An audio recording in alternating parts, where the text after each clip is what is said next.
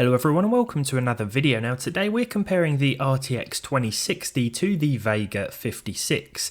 I know, a more sensible comparison would be between the GTX 1070 and Vega 56 or 2060 and Vega 64, and while those comparisons will happen at some point, there's a reason why I wanted to pit these two together in today's one. The RTX 2060 launched in January 2019 for $349. The Vega 56 launched a year and a half earlier in August 2017 for $399. These days they're similar in price on the used market, but the 2060 sells for about £50 more here in the UK on average at the moment. Despite having less VRAM than the Vega 56, it is faster at out-of-the-box settings, so today I've also included some overclocked Vega results to see if we can make up the performance difference without spending the difference. It's important to note that different models will vary as far as pushing the clock speeds and tweaking the voltage goes, but despite the blower style cooler, my Air Boost MSI Vega 56 does have Samsung memory, so I was able to overclock that from 800 to 950 MHz. I also increased the default power limit by the allowed maximum of 50%, and by undervolting the card and increasing the on-paper clock speed to 1622 MHz, well, I also increased the noise and temperatures. But would all this be enough to catch the HP OEM RTX 2060? Let's find out. As I said, different cards will react differently to tweaks, and some higher end models can probably be pushed further, but I can only work with what I've got. Fortunately, we still saw some impressive improvements, but not always. The first game tested today was Red Dead Redemption 2. Now I tested all of today's games at 1080p resolution, which is best for both of these cards. Here we're using the ultra textures with everything else at high and TAA set to medium. Now the RTX 2060 managed 81 FPS on average with a 1% low of 68 and a 0.1% low of 63. Very solid figures. The Vega 56 at stock managed 72 FPS, so 9 frames less on average, and the percentile lows were also a little lower too, but overall it was still a solid experience. Now with our tweaked Vega 56 with the settings that I mentioned at the start, we managed to close the gap. So 80 frames per second here, an increase from 72 and just 1 FPS short of the RTX 2060. It's important to remember that this card could of course be overclocked as well, but this was more about trying to close the gap without having to spend any more money. If you want 2060 performance for not as much money, then getting one of these and tweaking it to your liking could very well do the job. The 1 and 0.1% lows were also improved, up from 59 and 54 to 65 and 55 respectively. Still a little short of the 2060, but a decent result over stock in my opinion. Forza Horizon 5 up next at the Ultra preset with TAA. The RTX 2060 continues to impress with 72 FPS on average and some solid percentile lows. At stock, the Vega 56 fell slightly short of this with 66 FPS on average, and again those percentile lows did leave a little to be desired.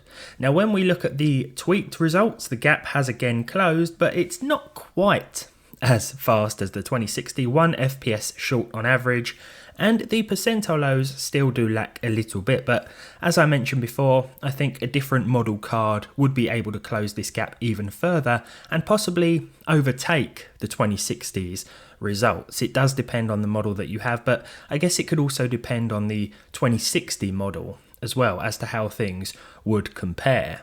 In The Witcher 3, with the next gen patch applied at DX12 mode with Ultra preset, HBAO Plus and SSR low with TAAU, we saw 96 FPS for the RTX 2060, another impressive result especially when you look at the consistency of those percentile lows. This 6GB card is definitely still enough in 2023 if you're gaming at 1920 by 1080. The Vega 56 also did a pretty decent job with 86 frames per second, 10 frames less than the RTX 2060, but once we applied the tweaks, we closed the gap completely, and this card now managed to hit the same as the 2060 on average, 96, and those percentile lows, which were actually better than the 2060s to begin with, were increased a little bit more once again, so a pretty nice result here. Hogwarts Legacy is up next. Now I have found this to be quite troublesome with Nvidia cards, but it's also quite problematic on the Vega 56 simply because these Vega cards do seem to be a little more inconsistent, I'm going to say, in 2023. Now the RTX 2060 managed 71 FPS and the Vega 56 at stock came quite close, 6 frames per second less with 65. The percentile lows were also very similar. Now with the tweaked Vega 56, we saw 71, so again it matched the RTX 2060 here, and those percentile lows also, well, the 1% low increased to 45, but that 0.1% low didn't really do much. There are still some dips and drops here, but that tends to happen no matter the graphics card that I use. Grand Theft Auto 5 is a little bit older, but it's still very much worth testing, and it can certainly push your hardware quite hard when turning the settings right up. Here, I enabled the highest settings with the advanced graphics on as well with FXAA. I stayed away from MSAA as this can absolutely tank frame rates. With the RTX 2060 we saw 121 FPS on average, again with decent percentile lows. The Vega 56 managed 104 frames per second, so again definitely more than playable, and we could certainly push this to a higher resolution if we wanted to. Now with the tweaked Vega 56 we couldn't quite get as high as the RTX 2060, but there were still some improvements, 9 FPS on average in fact. Those percentile lows were slightly improved as well, but not to the level of which we've seen in some other games tested on this card today. The Last of Us Part 1 is up next with the medium preset, a great place to be on both of these cards. The RTX 2060 hit 62 frames per second with a 1% low of 50 and a 0.1% low of 48. The Vega 56 at stock came quite close with 56 FPS on average, but it did see a few more dips and drops here and there. Now with the tweaked Vega, we did see that gap close once again to match the RTX 2060 at 62 frames per second. The percentile lows were also very similar, and again they were improved over the stock card but fell ever so slightly short of Nvidia's 2060 here. All in all though, some decent improvements in my opinion for this blower style, loud, noisy, yet very cheap GPU in 2023, considering this performance is basically free as well. If you have a decent enough power supply and you don't mind making a few tweaks, definitely worth it in my opinion, but perhaps not great for those who are more power consumption conscious. Finally then we have Call of Duty Modern Warfare 2. Here I ran the in-game benchmark with the Ultra preset. Filmic SMAA was set to T2X normal here.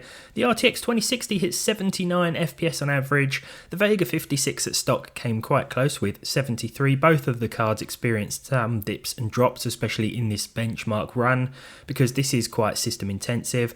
Here was the result where we finally saw the Vega 56 overtake the RTX 2060 with the tweaked settings, 80 FPS compared to 79, and the percentile lows were also improved across the board as well. So a very nice result here, 7 FPS increase, not bad for spending no money whatsoever. So there we go.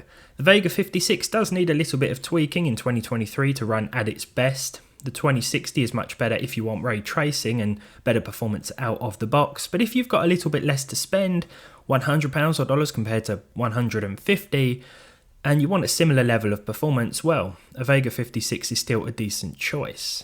However, before we end, let's throw up the Cyberpunk results, because this gave us a little curveball at the end there. This result gave us a few problems before. Now, Vega cards and Cyberpunk do not agree with each other. Now with the tweaked Vega we did still see some improvements, but not to the level as we have been seeing before. So either this was a game update that affected these figures, or it was a driver update on AMD's part. I'm not quite sure, but perhaps I'll investigate this a little further and see if we can improve things on this AMD GPU, but there we go. Thought I'd throw that one in before we ended the video. If you enjoyed this one then leave a like down below, leave a dislike if you didn't.